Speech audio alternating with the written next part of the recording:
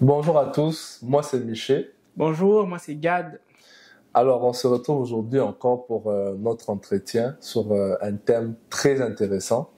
Aujourd'hui le thème que nous avons c'est jeunes et chrétiens. Alors je suis avec mon frère Gad, on va essayer de répondre à des questions vraiment pratiques parce que comme vous le voyez nous sommes tous deux des jeunes. On va essayer d'aller répondre à des questions. On espère que par la grâce de Dieu ça va vous bénir. Alors mon frère Gad, quand je dis jeunes et chrétiens, qu'est-ce que tu entends par là? Jeune chrétien, ça. Déjà, je vais définir ça euh, en, en deux fois, on va dire. Il y a le mot jeune qui, pour moi, définit une tranche d'âge où on a la force, on a la vigueur, l'agilité, puis euh, certaines capacités aussi aptes pour faire certaines choses. Et le mot chrétien, il vient du fait que euh, les gens d'Antioche ont appelé les disciples de Christ par ce mot-là, chrétien, parce qu'ils reflétaient l'image de Christ, ils vivaient comme Christ. Amen. Et donc, pour moi, un jeune chrétien, c'est une personne vigoureuse qui connaît son identité en Christ et qui se décide de marcher selon Christ, en fait, puis selon la parole de Dieu. C'est vraiment ça, pour moi, la définition du mot jeune chrétien. Je suis vraiment sur la même optique que toi pour répondre sur ce que tu dis. Quand on dit jeune, on voit un certain état. On voit parmi les étapes, il y a l'enfance, il y a l'adolescence, il y a la jeunesse. Ce temps de la jeunesse, c'est un temps crucial où il y a plusieurs décisions à prendre, il y a beaucoup de certaines turbulences. Et quand je vois chrétien, je vois une certaine différence. Comme le frère Gad le dit, à Antioche, on a donné ce nom de chrétien aux disciples, aux apôtres, parce qu'ils reflétaient l'image de Christ. Donc quand tu me dis jeune chrétien, je vois un jeune, quelqu'un qui a une certaine tranche d'âge et qui est appelé à faire la différence dans son milieu, dans sa famille, ainsi de suite. Alors on a une série de questions. Sans plus tarder, on va se lancer dans des questions plus pratiques. On va essayer de répondre à ça par la grâce de Dieu. Alors frère Gad, comment la foi chrétienne influence-t-elle tes choix au quotidien en tant que jeune? La foi, comment elle influence mes choix Exactement. en tant que jeune chrétien au quotidien? Déjà, je vais commencer par définir la foi. La Bible nous dit que la foi, c'est une ferme assurance des choses qu'on espère et qu'on ne voit pas. Et donc, moi, en tant que chrétien, tout ce que j'ai à faire, je les recommande d'abord entre les mains de Dieu. Tout ce que j'ai à faire dans ma vie au quotidien, dans mes études, mon travail, mes relations, parce que j'aimerais que ça soit teinté de la gloire puis de la volonté de Dieu. Amen. C'est pour ça que j'essaie toujours de faire en sorte que tout ce que je fais rende gloire à Dieu, Amen. puis que ça puisse lui plaire. C'est comme ça que je comprends l'impact de la foi dans ma vie au quotidien. Amen. C'est important, vraiment ce que tu dis. Gloire à Dieu pour ça. Je pourrais rebondir sur ça de mon côté en disant que la foi chrétienne influence ma vie au quotidien parce que c'est ma foi qui détermine mes émotions. Amen. C'est ma foi qui détermine mes émotions. Je suis encore étudiant, j'étudie. Ça m'arrive, les échecs peuvent arriver, ça peut arriver que parfois j'échoue à un examen, mais je ne reste pas déprimé parce que j'ai mal travaillé un examen. La semaine, le jour d'après, l'heure d'après, je reviens parce que ma valeur ne dépend pas de ma note, mais elle dépend de l'identité que j'ai en Christ. Ma foi chrétienne, vraiment, c'est elle qui guide mes émotions. Comme le frère Gad le dit, c'est elle qui guide mes choix, c'est elle qui guide même mes relations. Amen. Même mes relations. Dans ma vie quotidienne, je ne me lie pas ami avec quelqu'un qui ne connaît pas Christ, quelqu'un qui n'est pas ancré, quelqu'un qui ne cherche pas les intérêts du royaume. C'est une connaissance, c'est un collègue, mais ce n'est pas un ami. Ma foi guide même mes relations.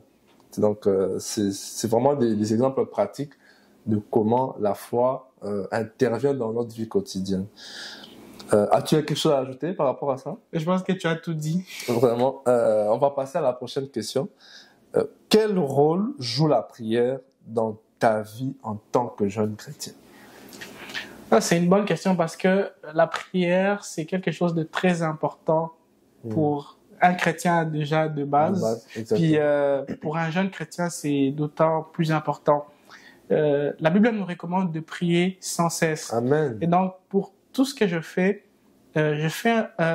je le prépare déjà dans la prière, non pas d'abord parce que j'ai besoin de l'approbation de Dieu, mais parce que je veux être en relation avec Dieu.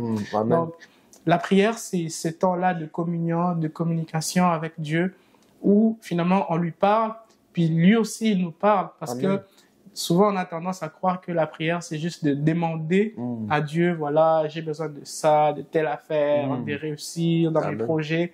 Mais la prière c'est aussi écouter Dieu dans ce qu'il a à nous dire, puis de se disposer à entendre sa voix au quotidien. Amen. Amen. Vraiment, ce que tu dis, gloire à Dieu vraiment pour ce que tu dis. La prière, c'est vraiment ça. En tant que jeune, c'est cette disposition à rester à l'écoute de Dieu, en fait. Parce que Dieu nous parle tantôt d'une manière, tantôt d'une autre. Amen. Mais c'est nous qui ne faisons pas attention à comment Dieu nous parle. Et la prière, ce n'est pas seulement ces 5 minutes, ces 10 minutes, c'est 1 heure où je suis dans ma chambre en train de prier, mais c'est vraiment cette attitude qui me permet, en tant que jeune, de savoir que ce frère-là, c'est Dieu qui l'a envoyé. Ce qu'il a dit là, c'est la réponse Amen. de Dieu. Cette sœur-là, c'est elle que Dieu a envoyée. Bon, là, je suis en train de parler à un frère. Mais c'est vraiment ça, en fait, la prière. C'est cette disposition à recevoir la parole de Dieu, la voix de Dieu. Je méditais récemment dans un livre d'Habakkuk où Habakkuk se plaignait. Mais la Bible dit que Habakkuk, pour attendre la réponse de Dieu, il était allé à la montagne, il attendait la réponse de Dieu. Et quand le Seigneur lui a dit, même si la prophétie tarde, attends-la, car elle s'accomplira certainement. Mais pour entendre ça, il s'était tenu, il attendait cette réponse-là. Et je me dis que la prière, c'est ça. C'est attendre que Dieu te parle, en fait. Être dans cette atmosphère pour entendre la voix de Dieu. Et si je peux rajouter autre chose, c'est, on connaît tous ce verset qui dit, où Jésus parlait à ses disciples en disant, quand vous voulez prier, quand tu veux prier, va dans le lieu secret, dans ta chambre, tu fermes la porte et tout ça, sans pour autant alerter tout le monde. Puis souvent, on pense que le lieu secret, c'est toujours une chambre physique où où je vis puis je m'enferme pour passer du temps avec Dieu, mais des fois ça pourrait aussi être dans son cœur, de juste être dans une attitude où je suis en train de parler avec Dieu. Amen. Et là ça ouvre les portes à d'autres perspectives de la prière qui ne sont pas forcément rattachées à un lieu, à une église, à un endroit, mais à tout lieu où je peux me retrouver, en fait. Je peux me retrouver à l'école, mais je suis dans une attitude de prière dans mon cœur.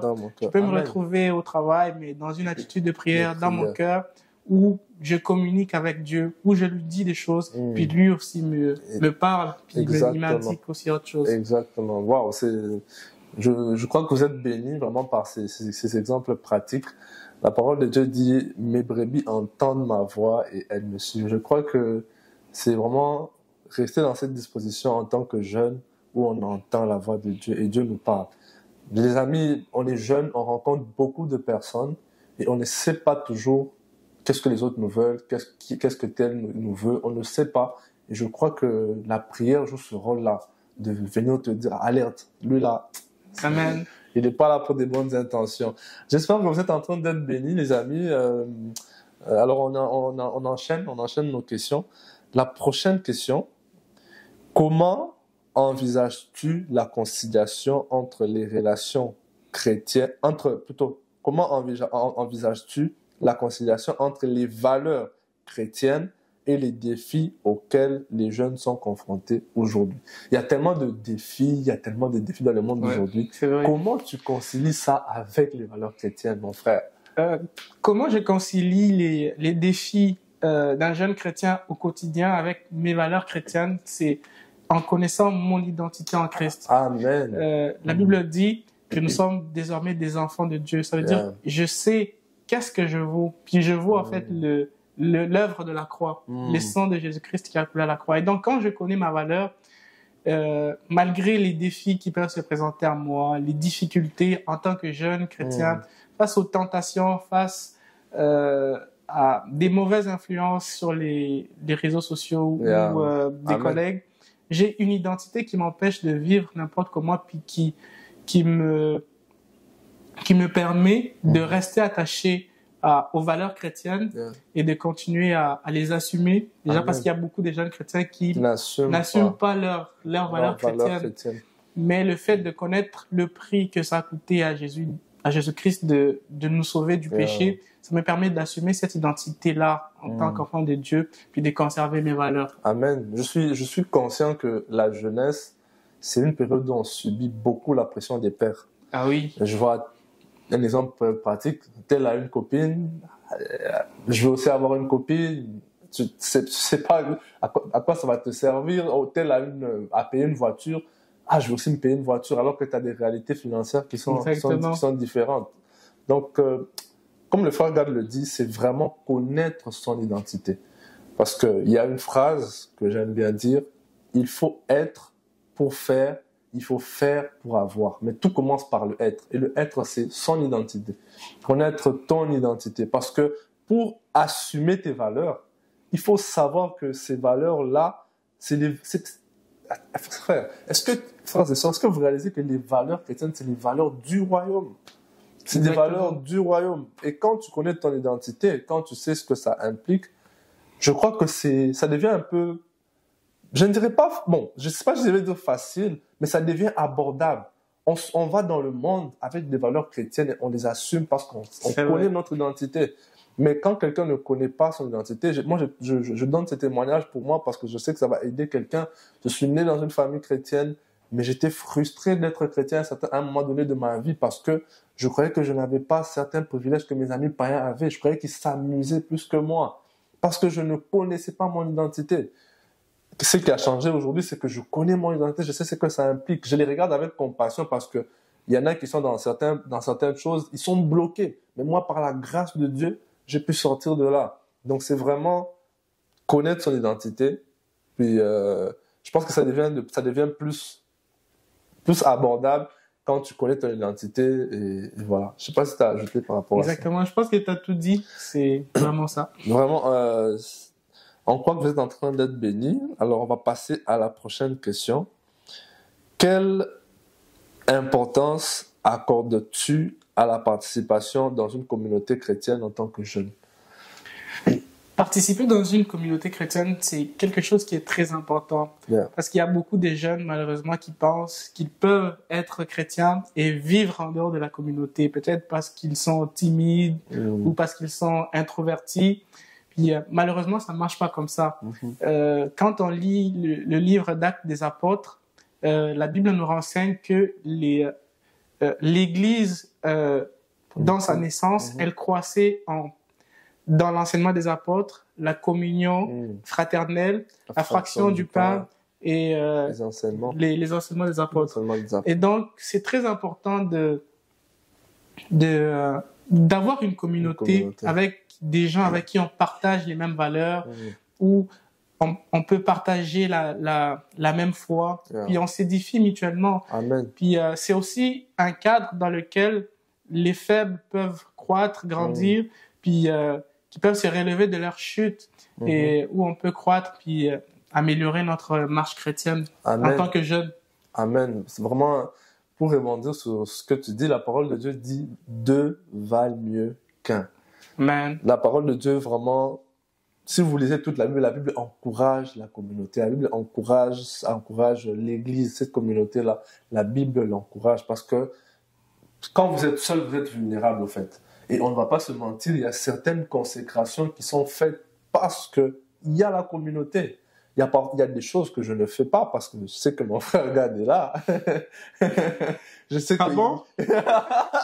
Je sais que mon frère Gad est là. Et donc, en fait, les amis, on ne va pas se mentir, mais il y a des choses qui nous tiennent parce qu'il y a la communauté. La communauté est là pour nous aider, elle est là pour nous challenger. Quand je vois mon frère, ma soeur en train de, je vois comment il est en train de monter spirituellement, je suis challengé et j'ai aussi envie de chercher le Seigneur davantage. Exactement. Qu'est-ce que tu dis? C'est très important. C'est vraiment pas dans l'optique d'être hypocrite, mais dans le sens de d'être challengé justement par son frère, par sa sœur, de dire waouh, il marche tellement bien avec Dieu, il accomplit des prodiges avec sa foi. J'aimerais aussi marcher sur le même sentier, puis faire les mêmes choses. Et là, ça nous permet de grandir, puis de se tirer, de se hisser vers le haut. Et de ne pas rester en bas. C'est ce qui arrive souvent quand on s'éloigne de la communauté.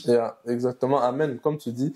Et la parole de Dieu dit, confessez vos péchés les uns aux autres. Les amis, la communauté, c'est aussi pour nous aider quand nous sommes faibles, quand on a des problèmes, quand tu tombes dans un péché. Tu peux aller voir un frère. Tu dis, mon frère, prie pour moi. La prière d'unité, ensemble, on prie. Je crois que le Seigneur sait pourquoi il a fait référence à ce sens de communauté dans sa parole. Parce qu'il sait que la prière d'unité, ça fait quelque chose. Ça fait quelque chose. Et donc, la communauté, elle est là pour ça. Donc, on se met ensemble. Il y a un qui est faible, l'autre le relève, ainsi de suite. Donc, en tant que jeune, si vous n'avez pas de communauté, on vous encourage, écrivez-nous dans les commentaires. Écrivez-nous dans les commentaires. Vous êtes jeune, vous êtes à Montréal, vous êtes au Canada. On va voir comment par la grâce de Dieu, on va vous trouver une communauté. C'est vraiment important. Le frère aiguise le frère. Le frère aiguise le frère. La sœur aiguise la sœur. Donc, c'est quelque chose que j'aime dire comme ça, mais c'est vraiment quelque chose qui nous aide. Donc, le sens de la communauté, c'est très important. En tant que jeunes, nous, ça nous aide, ça nous booste. Et on vous invite aussi à trouver une communauté. Donc, on est en train de couler dans nos questions, toujours. Prochaine question, mon frère Gad. Yes. Comment abordes-tu tes relations avec les non-croyants? En tant que jeune. C'est une bonne question. C'est une bonne question. Et c'est primordial. Pourquoi? Parce que malheureusement, déjà, les non-croyants, pour beaucoup, ils ont des préjugés par rapport à l'Église, surtout s'ils ne connaissent vraiment pas le monde chrétien. Ils ont des préjugés. Ils se disent, voilà, les jeunes chrétiens, ils ne s'amusent pas, c'est fade quand on est avec eux. Puis, malheureusement, en tant que chrétien, on participe des fois à promouvoir ces clichés-là. Et pourtant, ce n'est pas vrai. Comment j'aborde mes relations avec les non-croyants, c'est que je suis juste moi, naturel. Puis, j'essaie de montrer le meilleur de moi-même à ces personnes-là pour qu'ils voient en moi l'image de Christ. La Bible dit que ce n'est plus moi qui vis, mais c'est Christ qui vit en moi. Finalement, c'est le reflet de ma vie qui pourrait les intéresser aussi à la vie chrétienne, puis à se dire, comment t'es jeune, mais tu ne fais pas ça, mais t'es heureux. Exactement. Comment tu t'amuses différemment que nous, t'as pas besoin de t'enivrer forcément pour être heureux ou de faire tout un tas d'autres choses. Et c'est ça, je pense, qui pourrait les influencer à se rapprocher de la vie chrétienne. Aussi, quelque chose d'important, c'est la compassion et l'amour. Parce que beaucoup des jeunes chrétiens, ou même des chrétiens en général, ils jugent facilement les gens du monde. Ils se disent, voilà, c'est des gens sales que je ne peux pas approcher. Finalement, ce n'est pas la bonne... Christ est venu pour eux. Exactement, Christ est venu pour eux. Il a dit que ce n'est pas les gens en bonne santé. Les gens en bonne santé qui ont besoin d'un médecin. C'est plutôt les malades qui ont besoin des médecins. Et donc, nous sommes là en tant que chrétiens, pas pour vivre juste à notre cocon de jeunes chrétiens assoiffés, mais d'être ouverts aux autres afin qu'eux aussi reçoivent le message de Christ et finalement qu'ils obtiennent la foi aussi. Justement, comme tu dis, je vais rebondir sur ce que tu es en train de dire.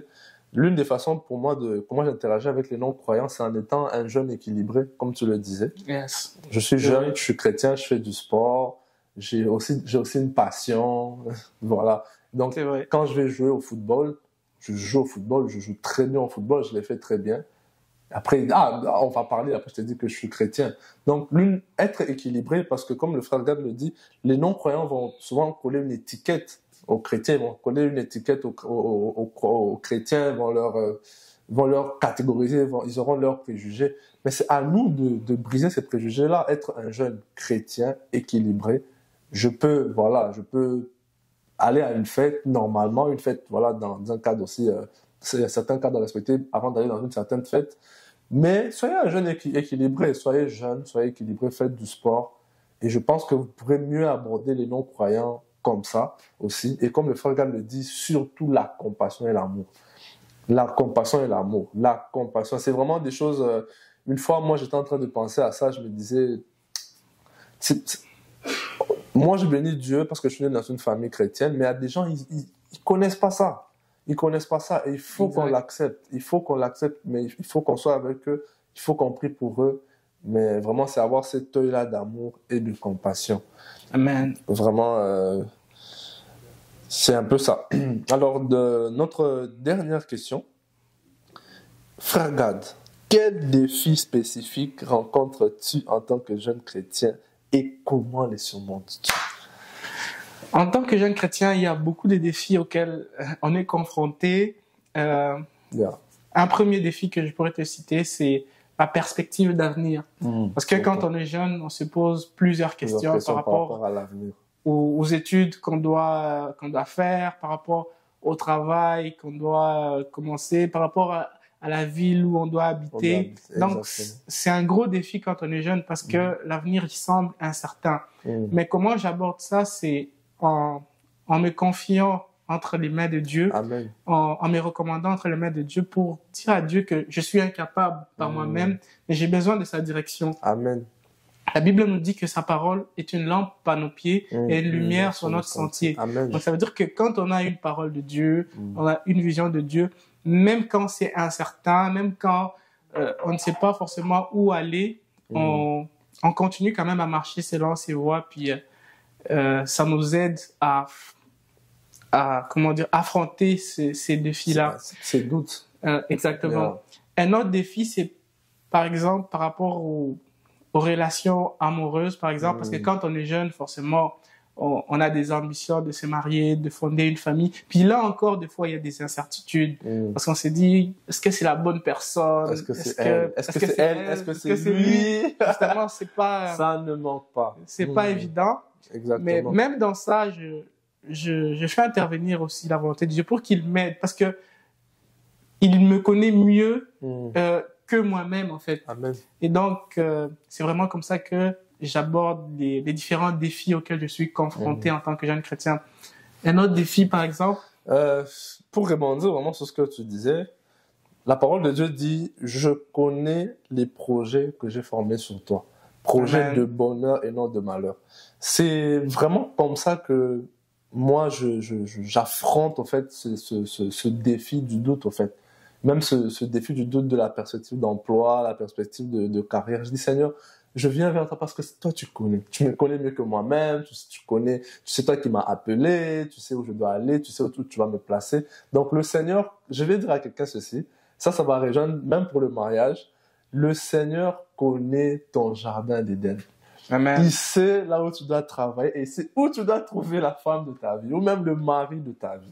Amen. Et donc, confie-toi en Dieu et je crois qu'il va vraiment te donner la bonne direction par rapport à ça. Et une autre chose, c'est que quand on est confronté à certains défis par rapport à l'avenir, des fois, on prie beaucoup, on se dit, on parle à Dieu, puis on lui dit, Seigneur, fais quelque chose, j'ai besoin que tu m'ouvres les portes du mariage, du travail.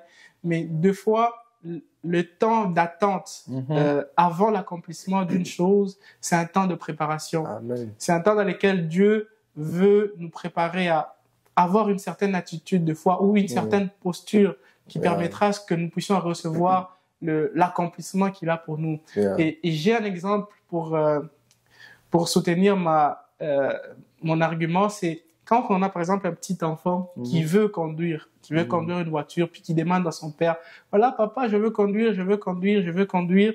Son père l'aime de tout son cœur, son père pourrait avoir une voiture à lui donner pour qu'il la conduise. Mais tant que l'enfant ne sera pas prêt, n'aura pas passé son cours de conduite, il n'aura pas les aptitudes pour pouvoir conduire, mais son père ne lui laissera pas conduire, quand bien même il aurait envie de lui céder sa voiture. Donc, c'est la même chose un peu entre nous et Dieu. Des fois, on prie, on dit, Seigneur, par rapport à tel défi, j'ai besoin que tu m'ouvres les portes. Mais c'est pas le temps. Exactement. Dieu se dit, tu n'es pas encore prêt pour ça. Et donc, il faudrait aussi connaître la volonté de Dieu à l'instant T. Puis, ce qu'il a à nous montrer, ce qu'il a à nous apprendre pour que nous soyons prêts à accomplir ou à recevoir l'accomplissement de certains de nos prières. Yeah. J'ai aussi un autre défi que je pourrais rajouter. Dans cette génération où les gens se dénudent facilement, il y a beaucoup de défis par rapport à la pureté. Le livre des psaumes dit: comment le jeune homme rendra-t-il pur son sentier? C'est en se conformant selon la parole de Dieu. Et je crois que tu ne peux te conformer en la parole de Dieu que si tu prends le temps de la lire. Donc je crois qu'il y a certains défis qui sont vraiment liés à comment être pur, comment rester pur, comment rester pur. Et je crois que ça, c'est vraiment la parole de Dieu qui peut t'aider à surmonter ça. Un autre défi aussi que nous surmontons, en tout cas en tant que jeunes, c'est le défi de lutter contre certaines des choses intérieures liées à l'image. Parce qu'on est dans une génération où les réseaux sociaux nous mentent beaucoup.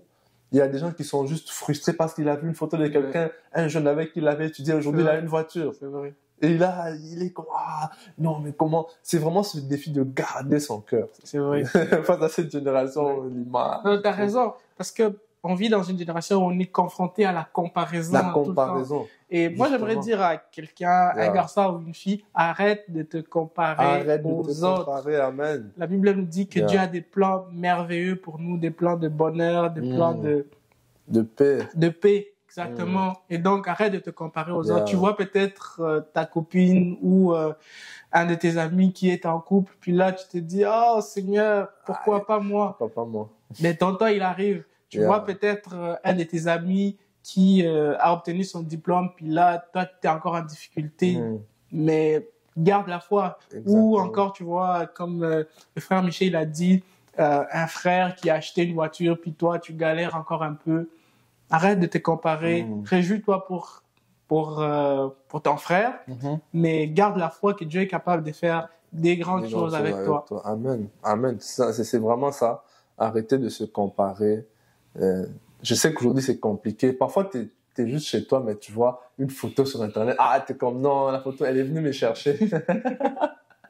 Mais Instagram. Mais vraiment, arrête de te comparer. Dieu a un plan merveilleux pour toi. Il te connaît. Tu es unique. Il a quelque chose de prévu pour toi.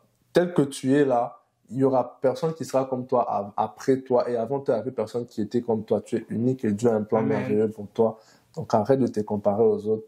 Et vraiment, je crois que ce temps a été bénissant pour quelqu'un. Nous, ça nous a bénis. Oui, ça nous a bénis déjà nous-mêmes. Donc, j'espère que vous aussi. On espère que vous aussi, ça va vous bénir. Donc, voilà, ce n'est pas le dernier entretien. Il y en aura encore d'autres. Faire garde un mot pour la fin. Là, je suis content en tout cas que vous ayez suivi cette vidéo. J'espère que ça aura béni une personne, un frère, une sœur, un jeune garçon, une jeune fille. Si tu as besoin d'une communauté ou tu as besoin de parler, n'hésite pas à nous écrire en commentaire ou en DM. Puis on va vous aider avec plaisir. Alors, que Dieu vous bénisse et on se dit à très bientôt. À bientôt. Bye. Merci.